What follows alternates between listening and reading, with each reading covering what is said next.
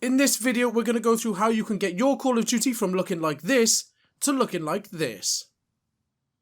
What is going on, everyone? My name is CakeyC and welcome to the channel, and Call of Duty Vanguard is finally here. I hope you all had a good week, and this weekend is going to be all about Vanguard. So when you load up the game, it's going to be pretty much unplayable unless you change a load of settings straight away. And in this video, we're going to go through all of those settings to make sure you're getting the most out of your game and that it's basically playable. So if that sounds good to you, make sure to stay tuned until the very end of the video. If you enjoyed this video or you find it helpful, let me know by dropping a like on it down below. We are on the road to 1,000 subscribers, so big love to anyone who leaves a like or a comment on the video. Speaking of leaving a comment, let me know your initial thoughts on Vanguard in the comments below. And like I said, if you want to stay tuned, as always, feel free to subscribe to the channel for all of the latest Call of Duty news, tips and tricks, how-tos, class setups, and much more. Let's press X to start and check out these Vanguard settings.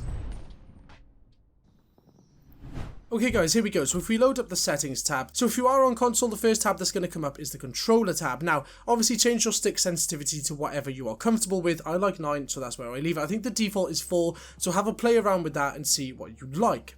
So next up, you can leave all of the aim response curve types and all that. So controller vibration on, this is personal preference, I like that off. Trigger effect, this is going to be for next gen stuff like the PlayStation 5, where you'll have resistance and vibration on the triggers, which will be L2 and R2. I'm going to turn that off. I'm also going to turn weapon fire threshold off. That will simulate the gun's trigger. We're not looking for any of this on multiplayer. We're trying to min-max the game on multiplayer. If you're playing campaign, put these on, it's going to make no difference to you, but on multiplayer, these have got to go off.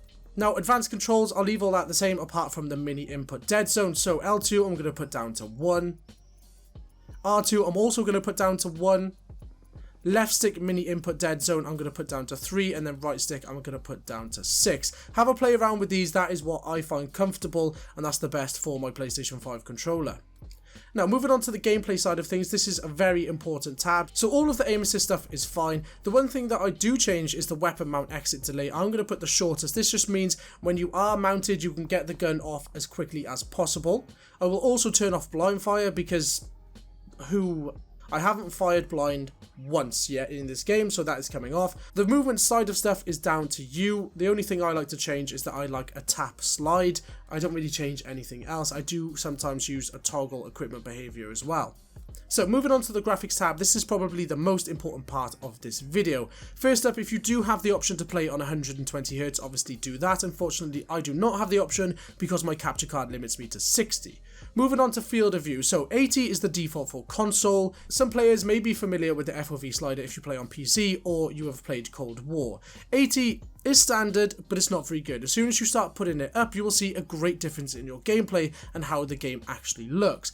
I like to play on 105. I think a safe place to put it would be on 100 just to get used to it. 120 can be a little bit overkill sometimes. I think 100 or 105 mark is absolutely perfect. While we're talking about field of view, make sure your ADS field of view is unaffected. That just means when you aim down sight, it will be a little bit more clearer down the bottom because you'll be able to see a tiny bit more. Moving on to the camera movement, this is new to Call of Duty Vanguard. I'm going to put this on least. You want the least camera movement possible when you're playing this game.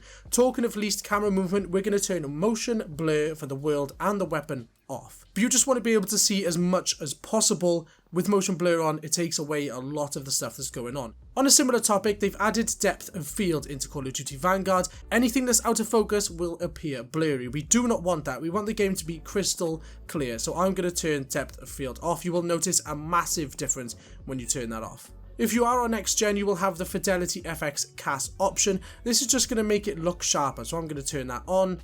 And then I do also have my on-demand texture streaming on. Moving on to audio, again, this is up to you. I turn my music volume right down. I also put the classic hit markers sound on. And the audio mix depends what I'm using, but I do use a home theater when I'm recording.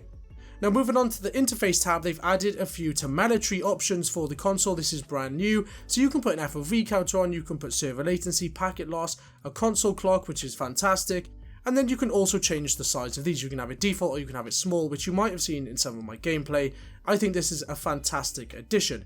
Moving on to the HUD. Now, minimap has got to be square. You are simply going to get more out of the minimap if you have it on square, and minimap rotation needs to be on. Now, crosshair bobbing. This is a huge thing for your gameplay. If you have crosshair bobbing on, it's going to be a nightmare to try and hit your shots. If you turn this off, you will notice a huge difference.